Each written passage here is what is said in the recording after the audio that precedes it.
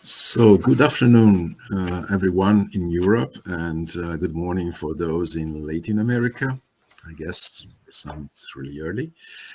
Thanks for being here in our second webinar of our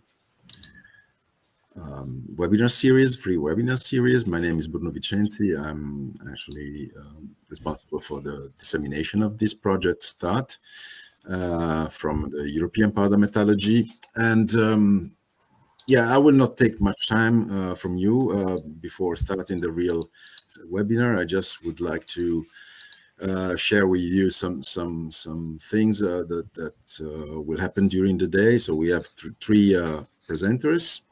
One is our project coordinator, Felipe Neves, and then we have two speakers from Latin America, Fredy, Guzmán, Martinez, and Rafael Bittencourt, Lima. That will tell us about the situation in Latin America, about raw materials and thermoelectric materials like the ones we want to use in the project. At the end, we can have questions and answers. So at that time, you will be able also to open your microphone and camera if you want to come on in the session and discuss and ask the questions directly, or you can type them in the chat. So if you want to speak, maybe you could raise your hand, and so that we can know that you want to, that you have a question. So I will leave now the word to the first speaker, that is, as I said, our coordinator from the project, Felipe. And yes, let me go back to the previous setting. That I don't remember how to do it. Yes, now I know. And yes, Felipe, I think you can start your presentation, your remarks, introductory remarks in this meeting. Okay, Bruno, I don't know if you are seeing the screen. At the moment, not. Okay, so a second. Yes, you had started, but then it disappeared. Now it's okay, no? It's coming, I think. Yes. Thank you. Sure. The floor is yours. Okay, thank you, Bruno. Hello, everyone. Good afternoon or good morning. My name is Felipe Neves. I am the project coordinator of the project START, which stands for Sustainable Energy Harvesting System based on innovative mine waste recycling. I am researcher at LNEG, the National Laboratory of Energy and Geology.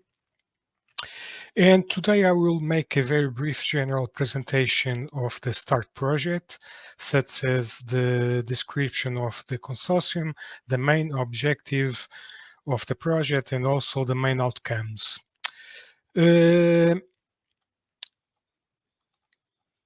Just a second. So, START is an innovation action project co-funded by the European Union and its Horizon Europe program. It was approved under Cluster 4, Digital Industry and Space, which topic is building innovative value chain from raw materials to sustainable products. It has a duration of 48 months. It started in June 2022 and has a total eligible costs of around 9 million euros. Regarding the consortium, the coordinating institution is LNEG, the National Laboratory of Energy and Geology in Portugal. And the consortium aggregates 50 partners from 10 EU member states and one associated country, including 6 research organizations with strong background and knowledge in different areas, such as geology, material science, and renewable energies, 7 CMAs companies that guarantee the entire supply chain from production, exploitation, and ecological footprint assessment, and 2 non-profit international associations with a consolidated network of partners and stakeholders. So the main objective of the START project is to create a sustainable supply chain for green energy harvesting products. This will be achieved. How this will be achieved? So START will transform waste secondary sulfite materials in sustainable high added value components for tellurium-free thermoelectrical devices. Now, Some definitions. What is the meaning of green energy harvesting? Green energy harvesting is a process in which energy is captured from a system environment and converted into useful energy. One type is, for example, thermal energy, which is also known as thermoelectricity. One form of this energy that can be captured is what is called the waste heat. And it is known that a huge amount of the primary energy produced worldwide is lost to the environment as waste heat, which can be recovered. One way to recover this waste heat and to convert it into electrical energy is by using thermoelectrical technology. The thermoelectrical devices are solid-state energy converters that are scalable, modular, meaning that they can be customized to fit different sizes and shapes of the heat sources. And they can operate in a wide range of temperatures.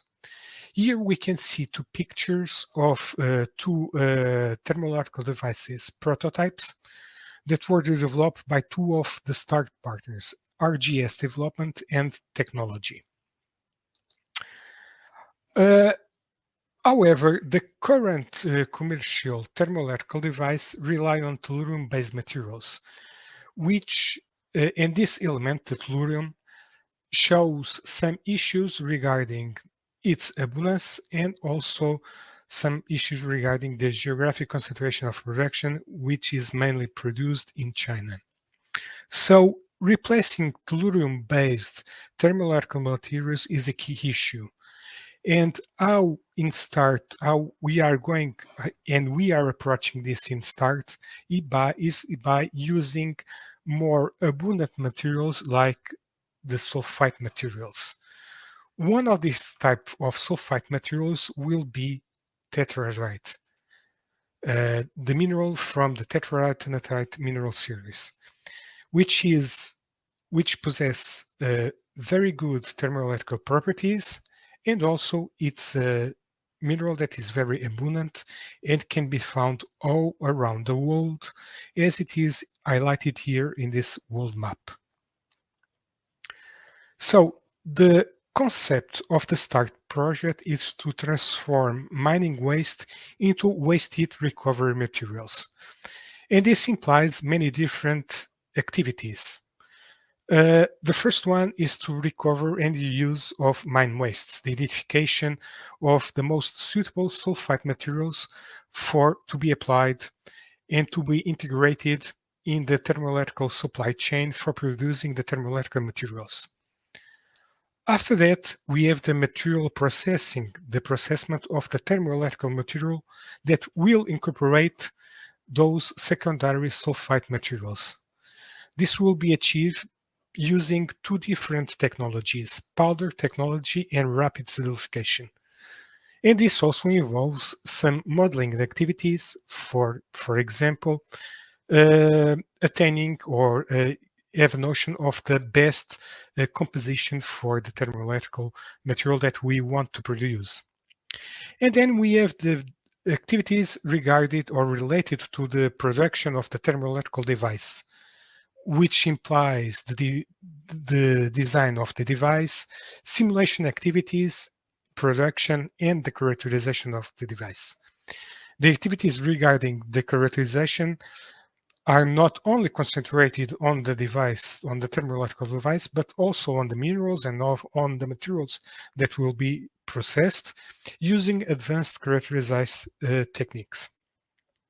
We have then the scale up of the different technologies that will be used during the implementation of the project. And finally, we will have a validation stage of the technology demonstration in relevant environment. Of course, this will represents an opportunity for an efficient use of researches and to decrease research dependence and waste. And also we are promoting the diversification of the sources of renewable energy production system using green energy harvesting through thermoelectrics, which is in line with the European Green Deal, the EU Action Plan on Critical Raw Materials, and the EU Action Plan on Circular Economy. What are the main outcomes of the START project? So, START will create an innovative value chain linked to thermoelectrical renewable energy ecosystems. First, the use of discarded secondary sulfide materials will create a new market opportunity for mineral researchers. With that, we expect to boost EU competitiveness on raw materials through the recycling of mine wastes, and we will foster the transition to a greener society and economy through eco-innovation and by promoting energy security. And finally, we will establish a new rapid growth commercial ecosystem. So, if you want to follow the activities and the implementation of the work of the START project, you can follow that through the website of the project or through our social media accounts, mainly the Twitter, LinkedIn, and SlideShare. Also, we have a biannual newsletter. The first issue was published in November last year. The second issue will be released during the in the first weeks of May, so very briefly. And in this newsletter contains very interesting news on the project activities. We also have a comic story with Starty, which is our friendly robot that helps us explain the project scope. We have also some short technical documents related to the topics of the project, and you will also have the chance to meet the START partners. How can you subscribe the newsletter? So you can go to our website, click on contact, and then on the subscribe button. So, and today, as it is the title of our second webinar session, START looks southwest.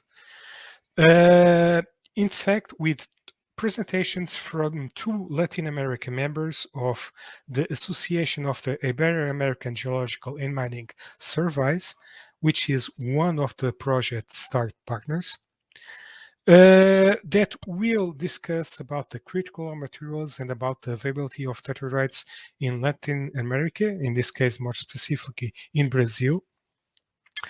So AGMIN is a non-profit organization representing 22 national geological surveys in Latin America, Portugal, and Spain. And today I have the pleasure to announce two members of AGMIN, one from Brazil, Rafael Lima, which is from the Brazilian Geological Service, and from the Mexican Geological Service, we have Fredy Guzmán Martinez. So thank you both for accepting our invitation for these two presentations and for this second webinar session. So with that, I conclude my presentation. Thank you for your attention. If you have any question regarding the START project, you can ask later. So I want to acknowledge the European Union for co-financing the project. So Fredy, I give you the floor. You can start. I will stop sharing the screen. I think I already stopped it.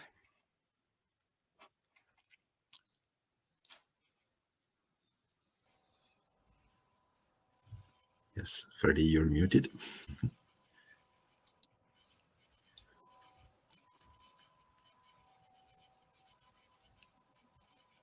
Can you unmute yourself? Or yes, I unmuted you.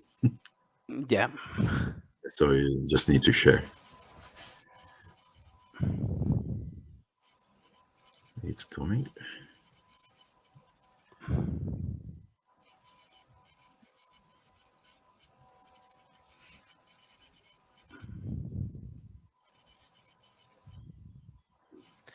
Can you see? Now it's visible. Thanks. So I leave you the floor. Okay, thank you very much.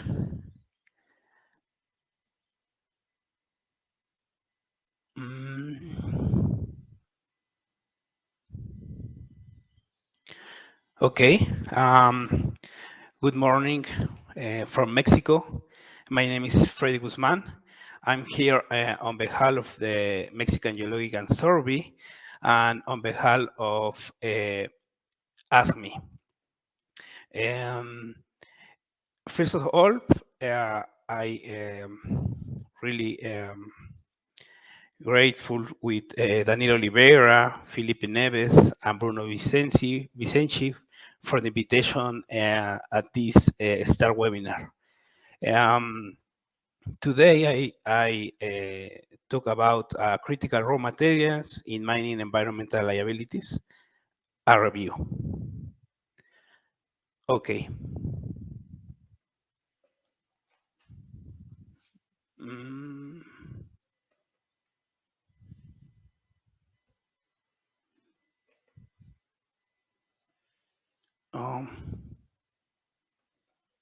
It's not past my slides. Maybe you can try using the arrows in the keyboard. In the keyboard, yes. Yeah.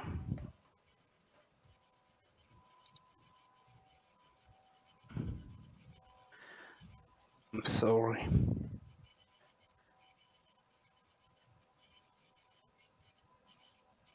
I try again. Okay.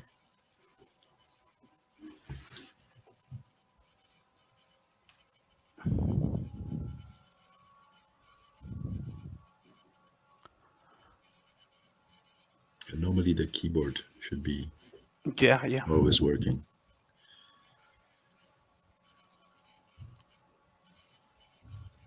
Yeah. There you are. Okay. The presentation, I divide the presentation in two parts. In the first part, I talk about the Mexican Geological Survey, the Association of Ibero-American Geological and Mining Survey, ASME, and the Mining Environmental Liabilities Expert Group. And the second part, I talk about the potentially toxic elements of environmental concern in abandoned mining waste and the critical raw materials in abandoned mining waste. The Mexican Geological Survey is a decentralized public agency of the federal government. It has a legal personality and patrimony and is affiliated with the Ministry of Economy. The mission is to generate and disseminate the national geological knowledge to promote investment, employment, and social welfare through the sustainable use of the mineral resource. Technical assistance for land use plan, prevent disaster caused by geological phenomena, and conduct hydrological studies. The vision is to be the national institution authority in earth science with worldwide recognition that supports the sustainable social and economic transformation of Mexico.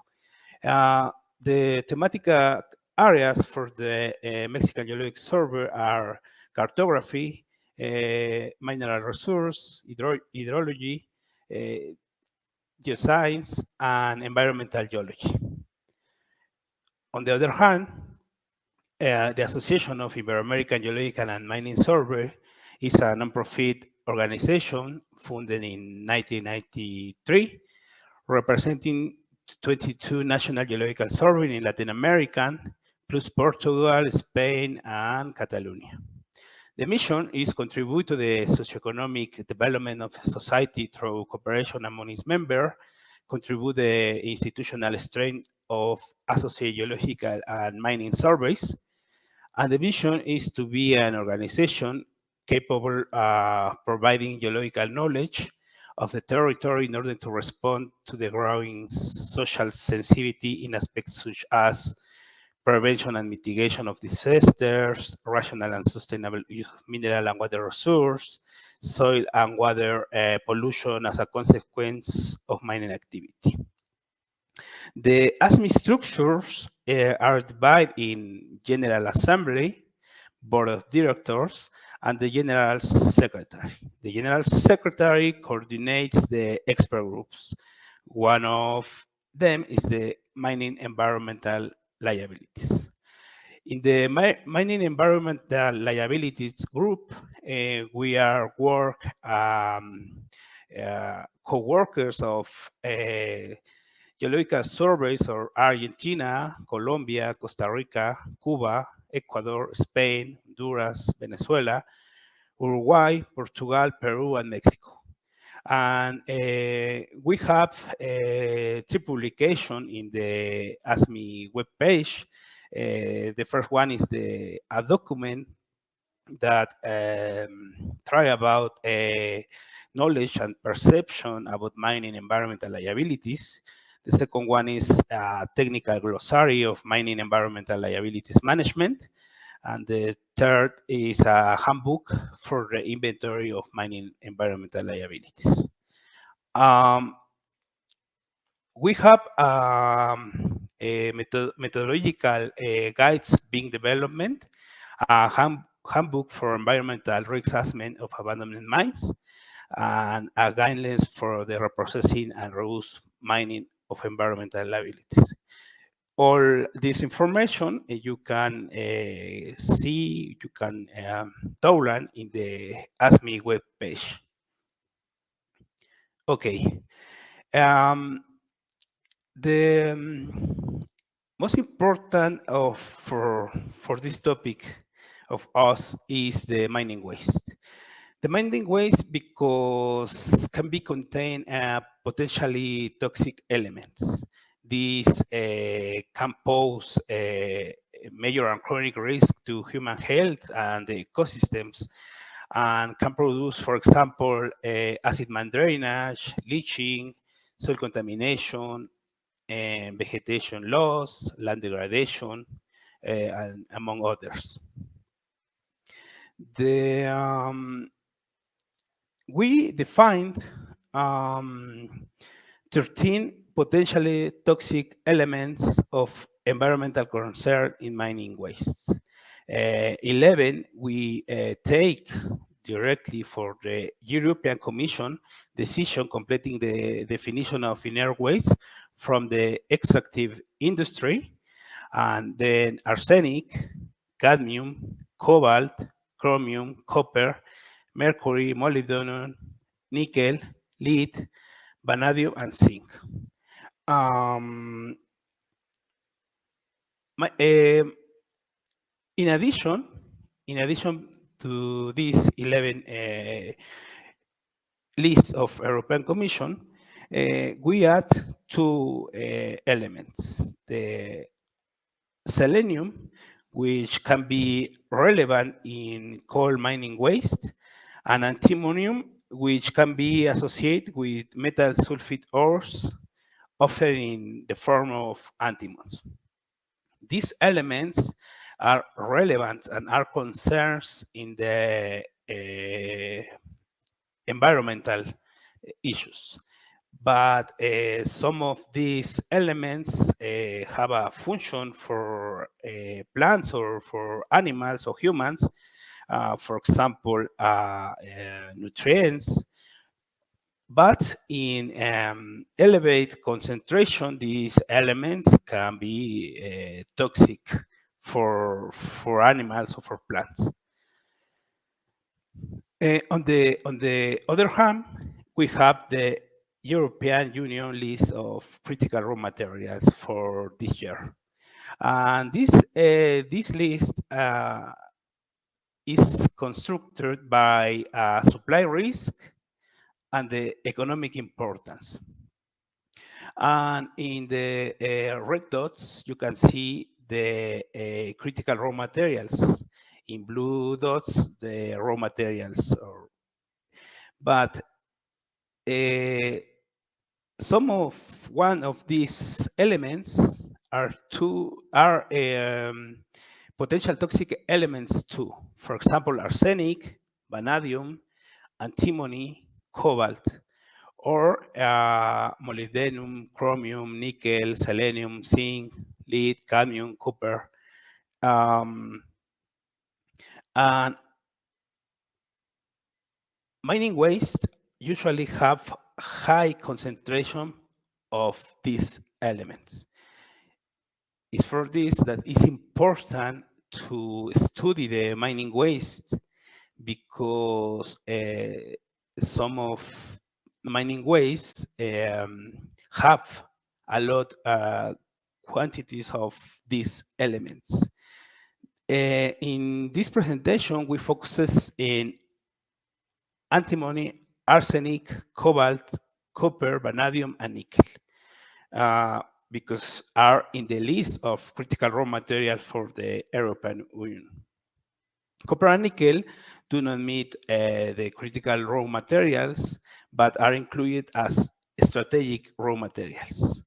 These critical raw materials are environmental, potentially toxic elements too. Okay.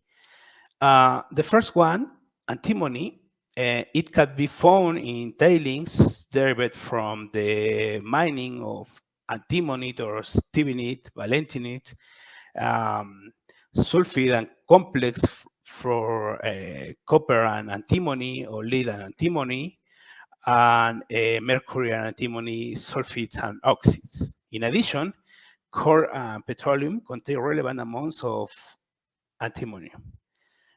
Arsenic, this element is mainly found in mining waste derived from the exploitation and beneficiation of sulfide ores such as arsenides, sulfides, sulfsalts, often together with lead, copper, nickel, antimony, cobalt, iron, zinc, and gold.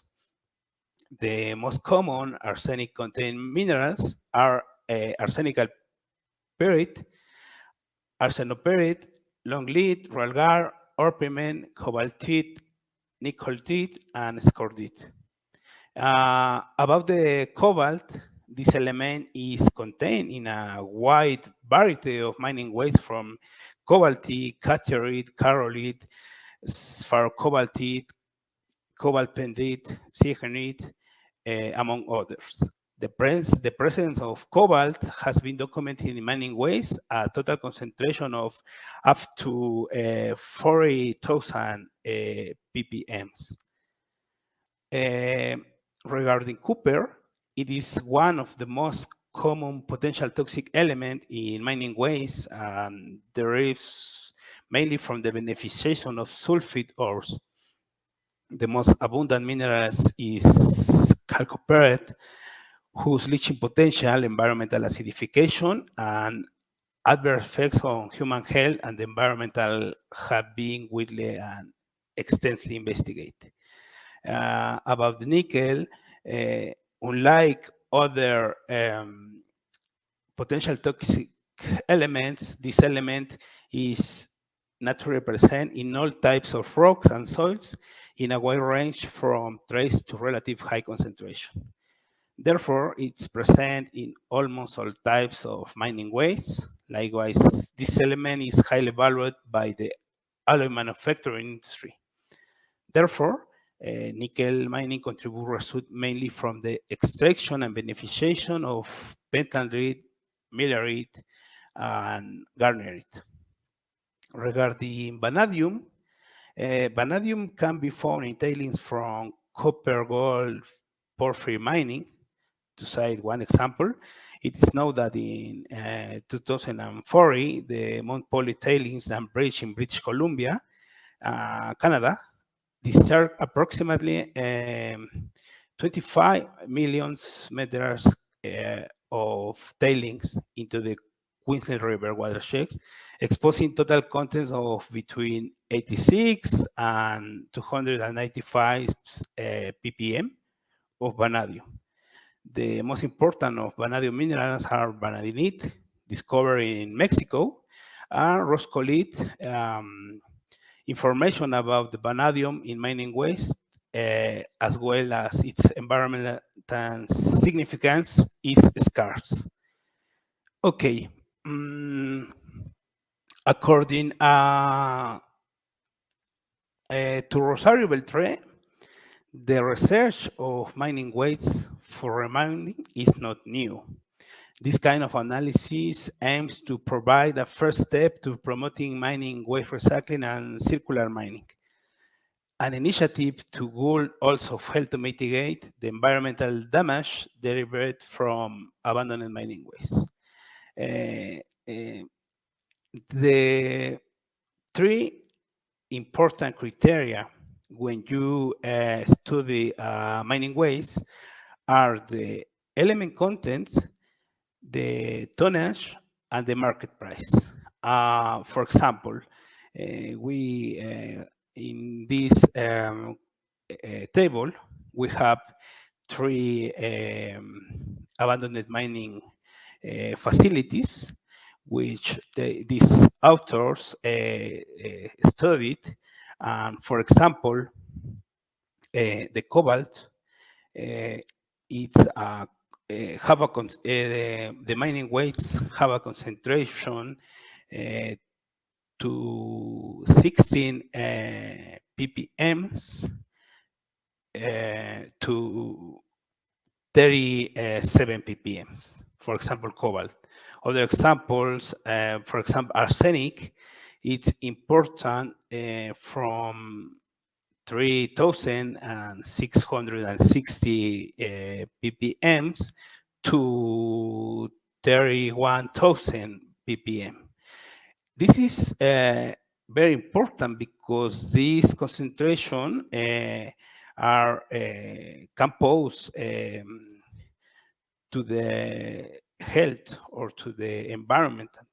But on the other hand, these concentration are important to remining, for example, these tailings. And moving on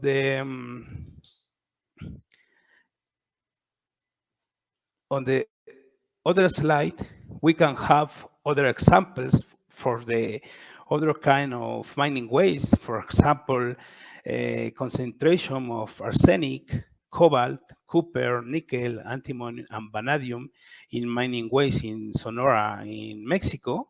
And we can see, for example, arsenic, some mining wastes have a concentration up to 47,000 of ppm, or cobalt 872 ppm, or copper, for example, 5,541, nickel 555, or antimony 11,197. And it's relevant information because these mining waste, in this case tailings, can be important for remining. And the other example is the concentration of arsenic and copper in tailing profiles in southwest Spain. This is a profile of a tailing, and we can form, for example, 4,000, 5,000 ppm of copper concentration, and it's regular for all the profile. For example, 400, 2,000, 4,000.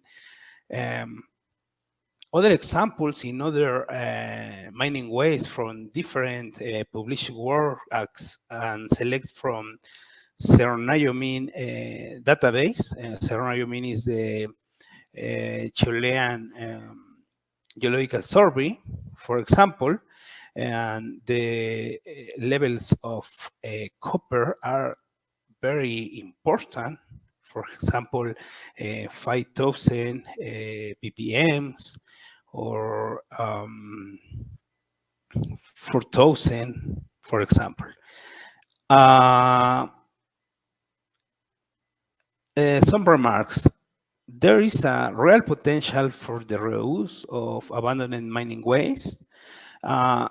research is needed on the physicochemical characteristics that make the extraction of critical raw materials for mining waste feasible.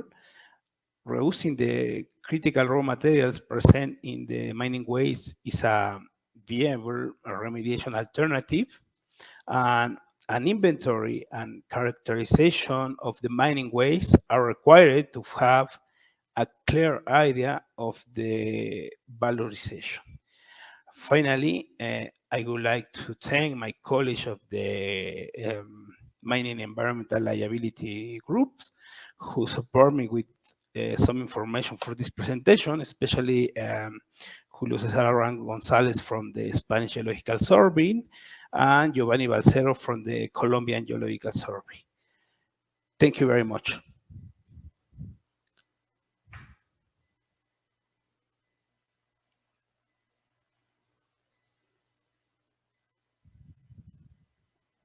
Thanks, Fredy. I don't know if Felipe is taking over, or can we go directly to the next speaker, because we have the question and answer at the end. So I think we go directly with the second presentation, big presentation. Shall I do it, Felipe? Okay. Next speaker today is Rafael Bittencourt Lima. Felipe already said something before. He's from Brazil, and we'll talk about Tetrahedrite, which is, of course, of utmost interest for our project. Thank you, Rafael, for being here. He's already on stage. I leave you the floor, and I see the slides. So everything is. You see the slides? Yes. Hello. Hello, everybody. Good afternoon for you guys in Europe. Good morning for the people in Latin America. I'm gonna talk a little bit about the first reconnaissance of tetrahedrite as an accessory mineral in Brazilian deposits. I work in the Geological Survey of Brazil. It has an older name of CPRM also. I work in the Division of Economic Geology. That's what Geológico stands for. And here is my email. You contact me in the future. So first I'll give a quick overview about the works of the Geological Survey. Then I'll talk about the occurrences of the tetrahedrite in Brazil. So the Geological Survey of Brazil is a state-owned company under the auspices of the Ministry of Mines and Energy, and carries the function of the Geological Survey, since 2002. Before that, it was called CPRM, which stands for Company for Research of Mineral Resources. And then we expanded the purpose of the company, transforming it into a geological survey. And our mission is to produce and divulge geoscientific knowledge with excellence, contributing to the improvement of life quality and sustainable development of Brazil. And our view is to be a reference in the generation of knowledge and the development of effective solutions in geosciences for the well-being of Brazilian society. Okay, so here is a quick. This is our main fields of work. You have the geological, geochemical, and geophysical surveys.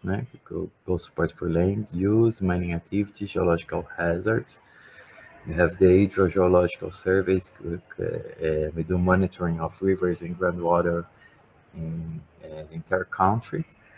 The geological information management is all the data that we produce is available in the GeoSGP platform, which you can access.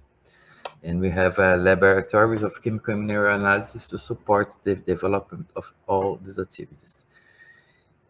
Here is a it's not changing here. Okay, here is a bigger picture, of our activities. It's in Portuguese. I'm sorry for that, but just you'd see all all the areas of that we work. We have the geological surveys, geophysical surveys, mineral resources, marine geology, geochemical surveys, basic hydric insufficiency surveys, hydrological alert system, agroecology, basic underground water resources, geological hazards, geodiversity, geological heritage in geoparks, the ecological economic zoning, medical geology,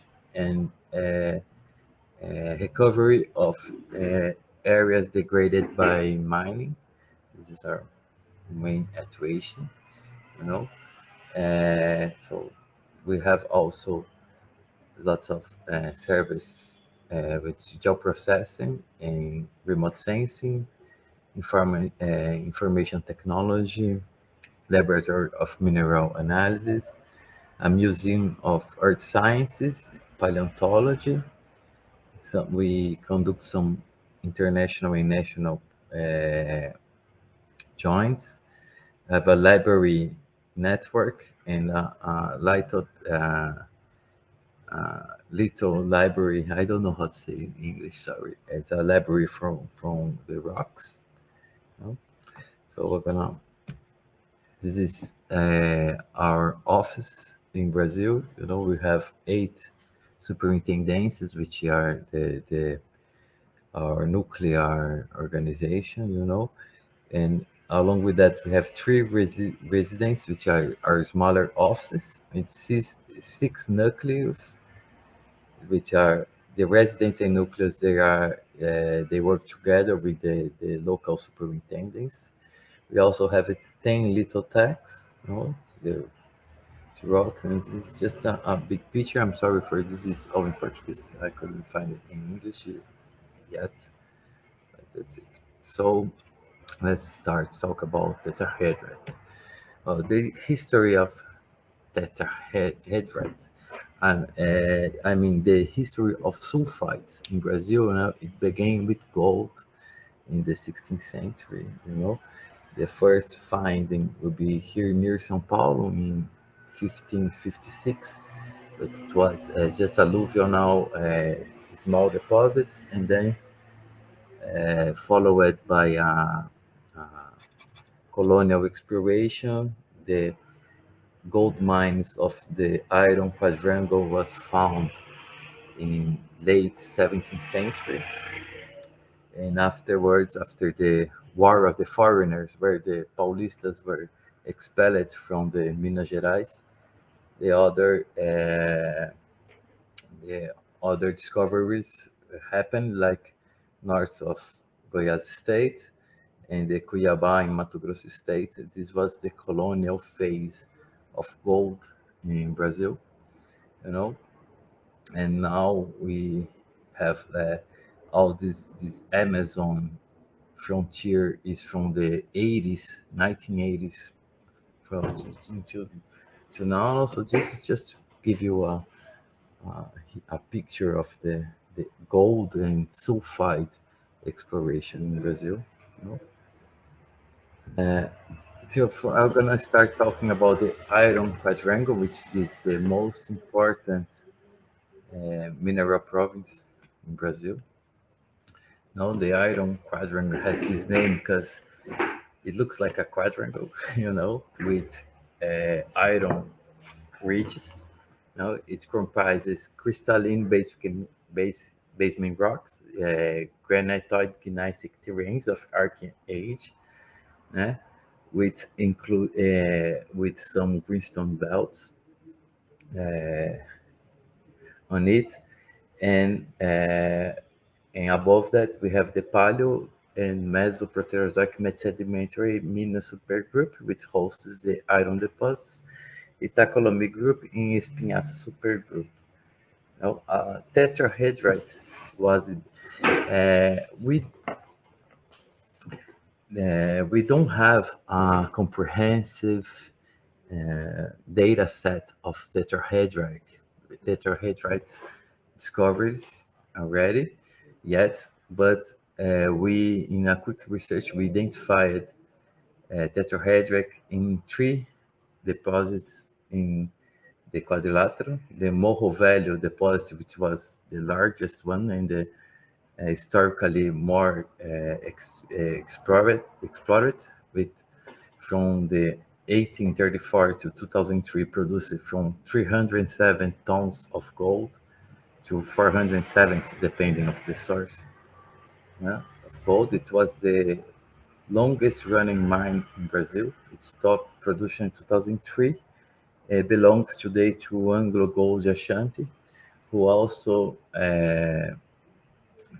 who runs today the mines of Cuiabá, Lamego, and Córrego do Sítio in Quadrilátero. No, we also, in the same trend, we identified tetrahedrite in the Faria and Bicalho mines. You know, both is smaller ones, but in the same structural and geological trend. You know? So this is a quick overview. You see, we have over here in this regional map of the São Francisco Craton, we have also Morro do Ouro in Paracatu. It's a really huge deposit, which is still up, is still working, is still producing.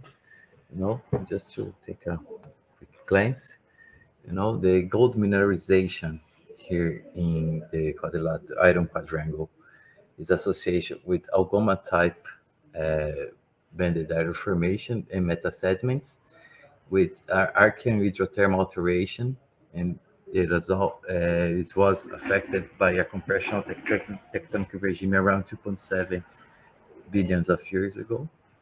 The sulfide type mineralization with gold, silver, and arsenic associated with pyrrhotite, pyrite, arsenopyrite, and chalcopyrite, stibnite, pyrite, galena, and in some mines, tetrahedrite. Gold mostly occurs at free grains and refractory inclusions in both pyrite and arsenopyrite, and intergrown with pyrrhotite. This is just a closer view of the gold deposits. Here in red is the iron, unit, you know, which hosts it's the major iron producers in Brazil. Today, the biggest mine of gold is Cuiabá. You know, it's still working, but we have also secondary gold deposits. During the colonial times, most of the gold was exploring alluvial deposits. You know? The Morro Velho deposit occurs within a thick carbonaceous phyllite package containing intercalations of felsic and intermediate volcaniclastic rocks and dolomites, including the level called Lapa Seca, which is a hydrothermal altered rock with carbonate, feldspar, green mica, and quartz. You know? The ore body consists of dark gray quartz veins and sulfide-rich gold strata-bound bodies with pyrrhotite, arsenopyrite, pyrite, and chalcopyrite. It was originally classified as a VMS type deposit, and it was reclassified by Groves as an orogenic gold. This is a type of interpretation that we will find a lot in deposits in the iron quadrangle because of the strata-bound nature of it. It always looks like it's some syngenetic VMS type of mineralization overprinted by a tectonic event. So depending on the expert who you studied, it will classify it as orogenic gold or as a VMS remobilized or transformed VMS deposit. No, we also have some paleoplacer deposits like Ouro Fino over here, but most of it is in this. Most of the deposits are in this green unit, which is the Nova Lima group, the older unit. The Bicalho ore zone consists of carbonaceous phyllite with quartz lobe veins and sulfide enriched in the Lapa Seca level. Faria is hosted in sulfide-rich banded iron formation associated with metapelites, metapsamites, and mafic metavolcanics. Both were classified as organic gold deposits by Groves, but they both have this discussion if they have previous mineralization that was transformed by the orogeny. Here in Quadrilateral we have lots of gold mines and iron mines, and lots of geological hazards. I think everybody here knows about the Mariana and Brumadinho disasters in the dams that fell. They were from the iron mines, that dams. So we are in a national efforts to minimize these problems and to work in these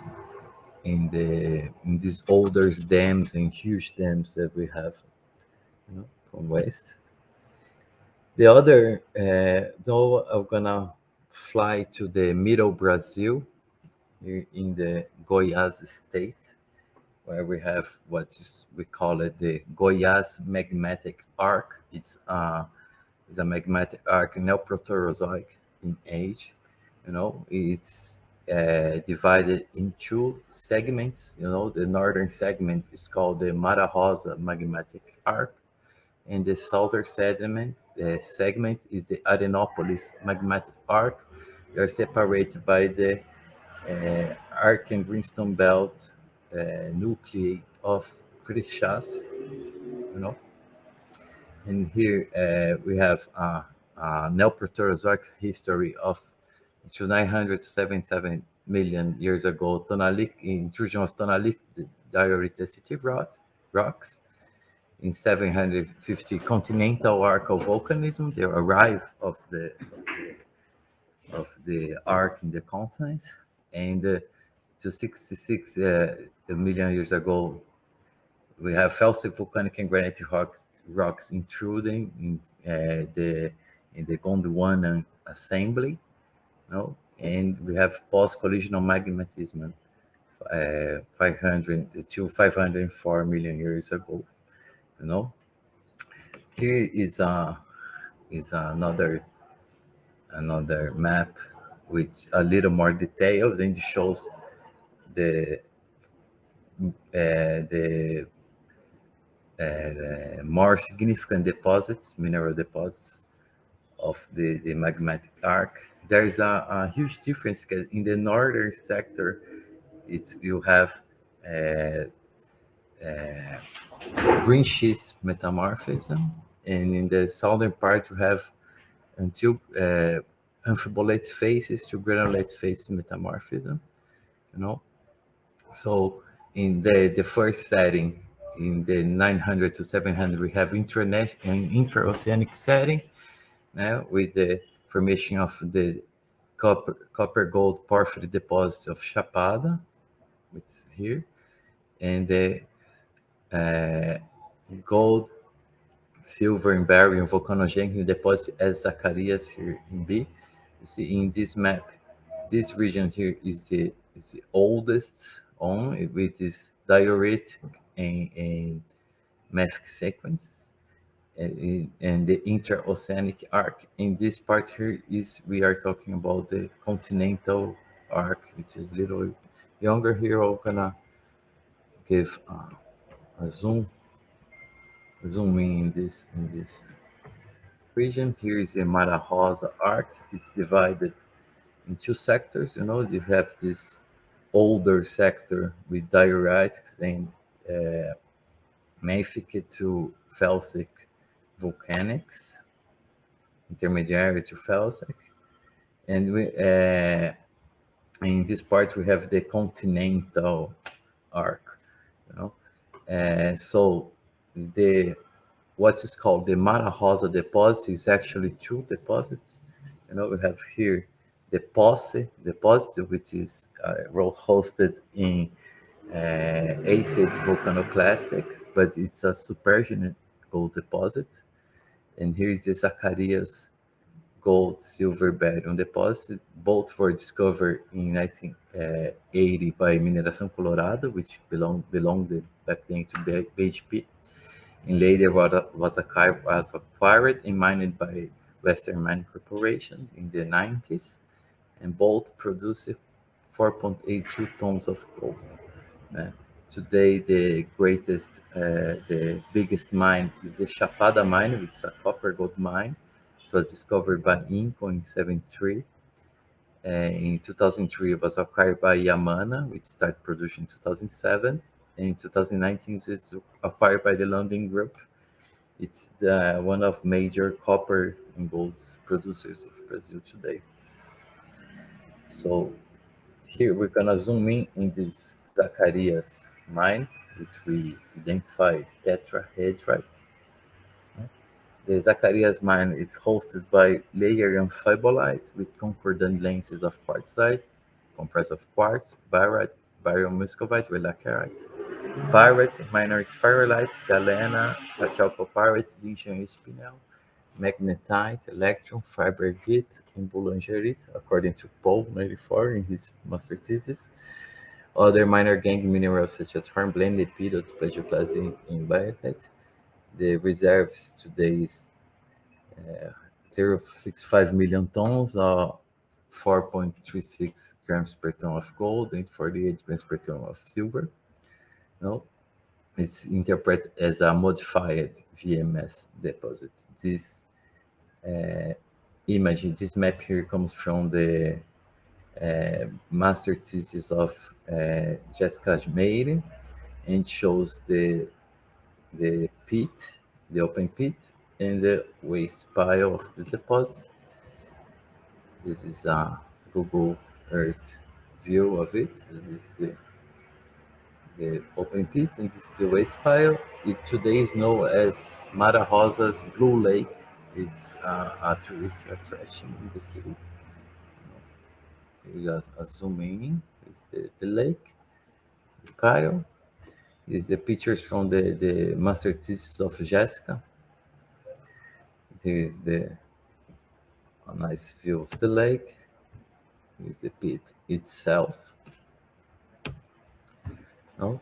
And the third occurrence that we identified was in the so-called Southern Ribeira Belt. The Ribeira Belt is a Neoproterozoic structure, Gondwana in age, that evolved since the Mesoproterozoic, but mostly in the Neoproterozoic, and where we have the accretion of several different distinct terrains, like Apiaí, Embu, Curitiba, Paranaguá, and coastal terrains, in successive collisions during the Brazilian and Pan-African orogeny. Here we have a sketch of the Ribeira Belt in brown with these distinct terrains indicated by different abbreviations here.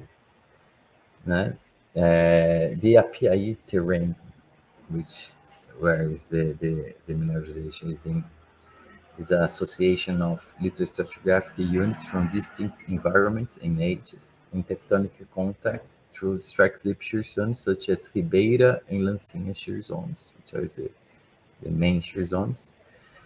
It has age from Calaminian to Ediacaran rocks, but most of it is Mesoproterozoic from Calaminian and Steniantonian units. Now, this context. We have several old lead mines which were explored during the 1950s, and today most of them are stopped. We don't have any lead work in extraction in this area anymore. But we have lots of geological hazards due to the old mine, the Panelas mine, where we identified the Tetrahedrite, which stands right here at the pointer. The mineralization is hosted by banded metal limestones of the Bairro da Serra Formation. The main are massive tabular sulfide veins with up to 40 centimeters of thickness, subparallel to the sedimentary banding. Here is just a cross section of the structure, the faults and faults of the accretion during the Brazilian times. Galena is the main ore mineral in most of these mines, except for Panelas, where sphalerite and chalcopyrite also occurs. Galena veins cut vinelets of pyrite and pyrrhotite. Sphalerite occurs only in the Panelas mine. Arsenopyrite occurs only in the Lajeado mine, while chalcopyrite occurs on both. It has a reserve of 1.3 million tons, 6.9% of lead, 120 grams per ton of silver, and 0.5% of gold, and one of copper, and 1.8 grams per ton of gold. And this is just a summary of the characteristics of these different historical mines. You can find more information in this publication here, which is from our Journal of the Geological Survey of Brazil.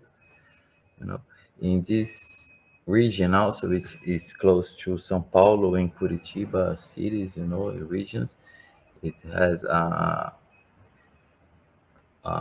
hazard for the because of the lead in the contamination.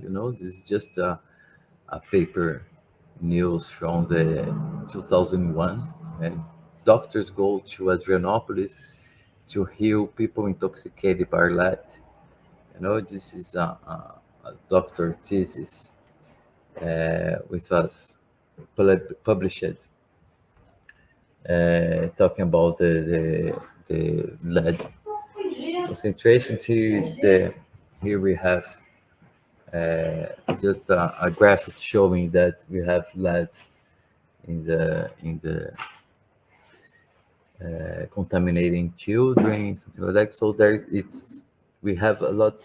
It's just to show you that we have lots of sensitivity to try to work with these degraded areas, in the future. But in the moment, we don't have a running project on that. So in the future occurrences, I think, of tetrahedrite in Brazil, the most promising areas are in the Tapajós and Juruena areas in the border of Amazon, because we have potential for copper gold epithermal deposits is still poorly understood in the area, but already there are major gold producers in Brazil, mostly from garimpos.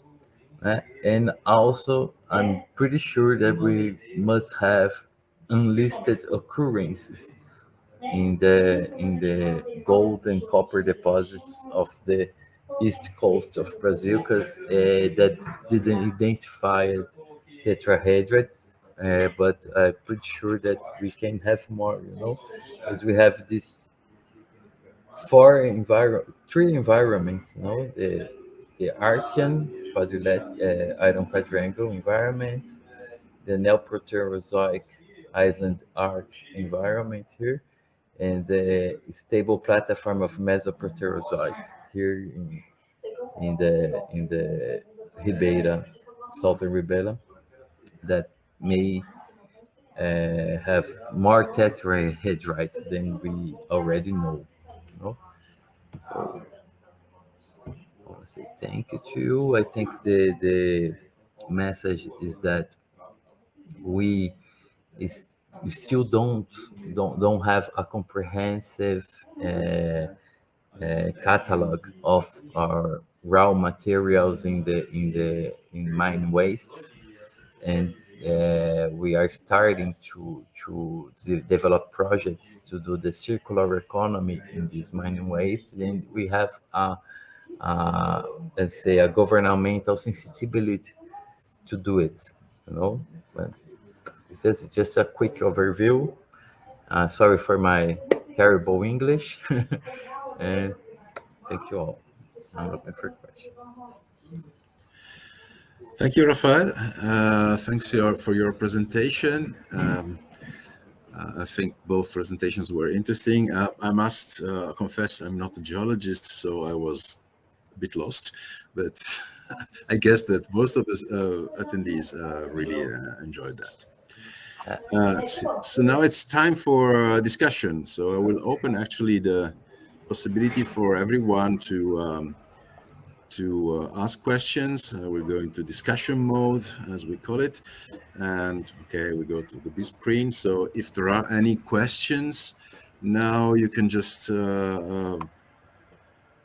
ask.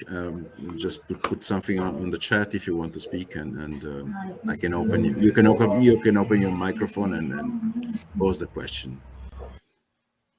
I don't see at the moment questions from the chat, but I don't know if there's anyone. I don't know, Felipe, if you have any question, or otherwise I have one actually. From my low level.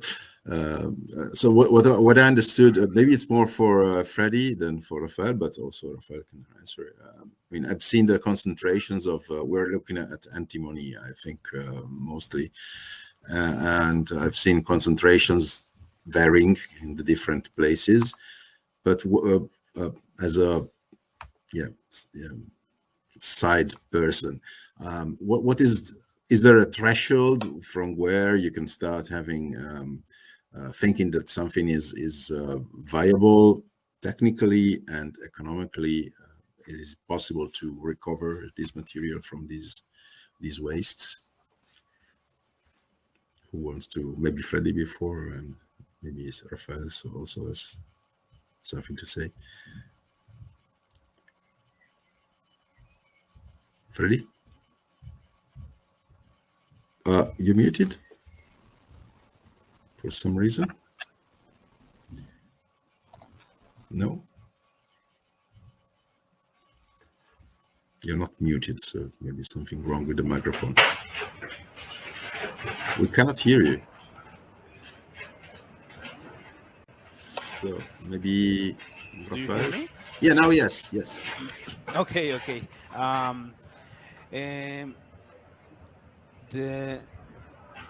We have in mind three important things when we research in the mining waste and the possibility of remining. The first one is the tonnage, the quantity of the mining waste. The second one is the price of the mineral, and the third is the concentration in the mineral. For example, antimony, it's for 280. It's a good estimate for feasibility, for example. Mm-hmm. Okay. So I don't know if Rafael has anything to add. What I can add, Bruno, is that this is a new subject for us in Brazil. What we do with the mine waste, and we have, a will to start developing a circular economy concept here in CPRM, in the Geological Survey. We are starting projects in that direction. I think the Tetrahedrite concept could pretty well enter in this concept along with other mine waste that we have, but we still don't have a comprehensive. We don't know what we had in our mine wastes. That's the truth as a whole, you know. For me, it was really interesting that that Morro Velho was had tetrahedrite identified, because it's really all that region. We have about 250 mine waste dams in just that little iron quadrangle. Lots of them are in the end of their life, you know. More than 80% with over 50 years of usage already. So we are trying to really to to work with this material, to have projects in this way, but at the moment we don't have the characterization of this waste, you know. The main companies, which are Vale and Anglo and BHP, they are beginning to give a better characterization of this, of the wastes, but most of the waste dams are for companies that no longer exists, or you know, you have only the environmental hazard left behind, and we as a governing body, we need to address it, you know. And I think that this project of tetrahedrite is a good thing to start to address it, but at the moment we don't have a specific project or budget to work on. So we are looking forward to work with you guys, if possible, for us to improve our knowledge and to give, because you take Morro Velho, it has like 370 tons of gold in the more the lower in I'm forgetting all the words, but at least 307 tons of gold.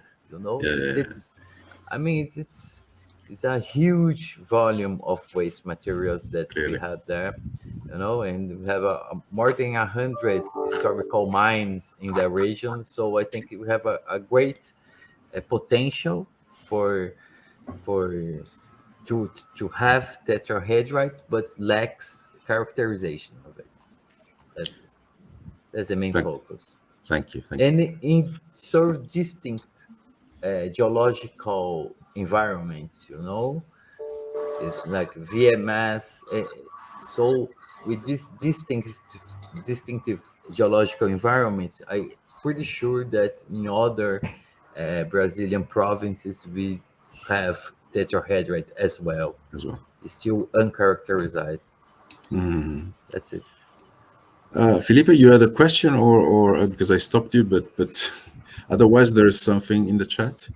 I've seen that Fredy already answered to Percy, but the question was, do you know any success case of reutilization of critical raw materials in the world? And can you send us the link? Okay, that can be done later, but maybe you can say some words on that.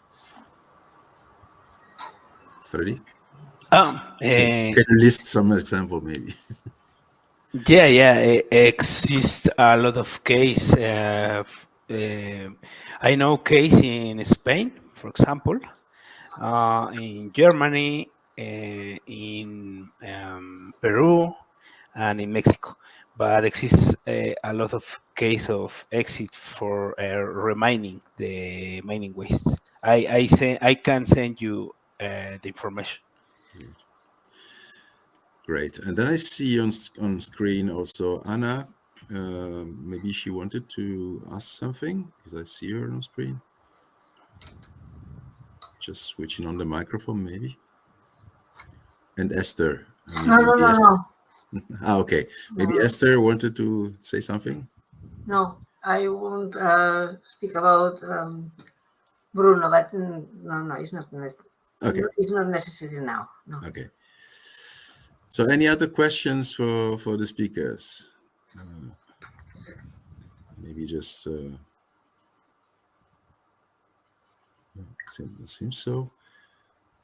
Felipe, do you want to say something? You're muted. And now? Yes. Yes, oh, okay, sorry. No, I just want to highlight one thing, that in Project Start, we want to make use of the mineral, of the compound, for example, tetrahedrite or other sulfides as it is. We are not looking for one specific element. So I think that is one advantage of the work that we are carrying out on this project. Mm-hmm. Right. No other questions? Well, okay, we have to thank the speakers then for their being here with us today early in the morning. Yep. On their side. Thanks again, and let's hope we can really have some common work together in the future. Yeah, I hope so. Yes. Thank you very much. Thank you. Very much. Thank you, guys. Just a closing word, maybe, Felipe, we can remind everyone that we will have a third webinar in this first series. We have not planned exactly the time and the actual agenda yet, but it should be on the 31st of May. Yes. In the afternoon, and it will be dedicated, maybe similar topic, but dedicated to Europe. So with some partners from the consortium explaining the situation for Europe. Yeah. Thank you, Bruno. Thank you, Philippe. Thank you, Fredy. Thanks again. Thank you, Rafael. Thanks to the participants. Yes, Fredy. Thank you. Bye. Bye. Bye-bye. Bye. Bye-bye. Nice to leave, you just have to close the window. Yeah, okay. Thank you. Okay. Bye. Thank you. Bye-bye. Thank you. Thanks, Gloria, also for joining us. Thank you.